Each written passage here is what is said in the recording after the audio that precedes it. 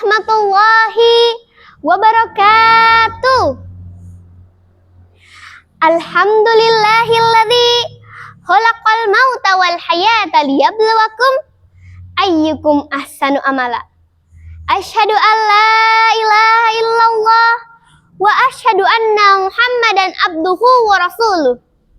Allahumma shalli ala sayyidina Muhammad wa ala alihi wa sahbihi ajmain.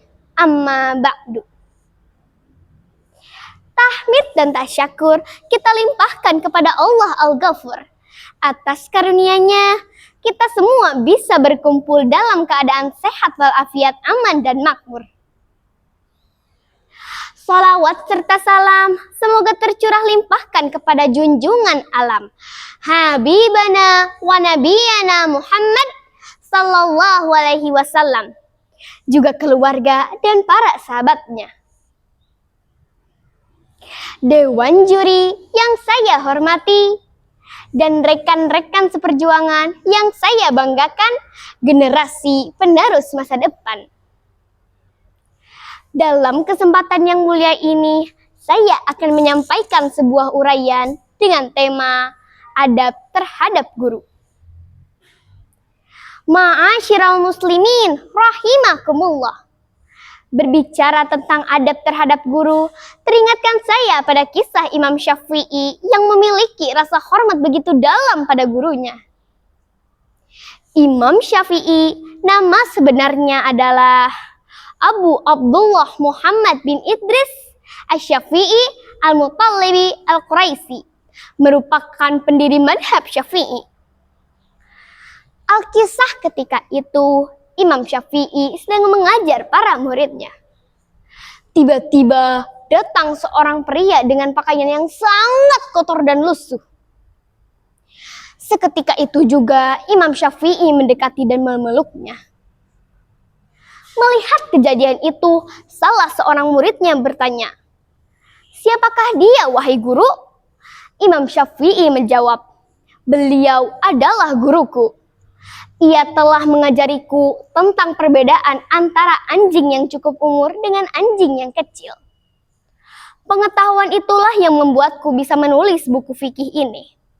Masya Allah, sungguh mulia akhlak Imam Syafi'i tersebut. Beliau sangat menghormati semua gurunya, meskipun gurunya tersebut dari kalangan rakyat biasa. Dalam tulisannya, seorang motivator spiritual nasional, penulis 11 buku inspirasi, Nunu Zainul Fuad atau Kang Zain, menyatakan bahwa ilmu adalah harta yang tak terlihat. Sebagaimana harta, maka ilmu pun akan berpindah atau mengalir dari satu orang ke orang lainnya. Harta dan ilmu ketika dibagikan dengan tepat, maka tidak akan berkurang. Bahkan keberkahannya akan semakin berlipat ganda. Hadirin yang dirahmati Allah, keberkahan ilmu bisa bertambah, bisa juga berkurang, bahkan hilang. Di antara yang membuat keberkahan ilmu itu berkurang dan hilang, yakni perilaku tak santun, tak hormat, atau kurangnya adab seorang penerima ilmu terhadap gurunya. Guru adalah orang tua kita di sekolah yang memberikan ilmu, kasih sayang, dan keteladanan. Mendidik dengan kesabaran sehingga bertambahlah wawasan pengetahuan kita. Maka sudah seharusnya kita menghormati seperti kita menghormati kedua orang tua kita. Sebagaimana dalam potongan ayat Quran surat Al-Isra ayat 23 yang berbunyi, A'udzu billahi minasyaitonir rajim. Bismillahirrahmanirrahim. Wa qada rabbuka alla ta'budu illa iyyahu wa bil walidaini ihsana. Yang artinya, dan Tuhanmu telah memerintahkan kamu supaya kamu jangan menyembah selain Dia, dan hendaklah kamu berbuat baik pada ibu bapakmu dengan sebaik-baiknya. Beberapa adab terhadap guru di antaranya, yang pertama, taat dalam semua perkara kecuali bermaksiat pada Allah Subhanahu wa Ta'ala. Yang kedua, berbicara dan bersikap sopan dan santun.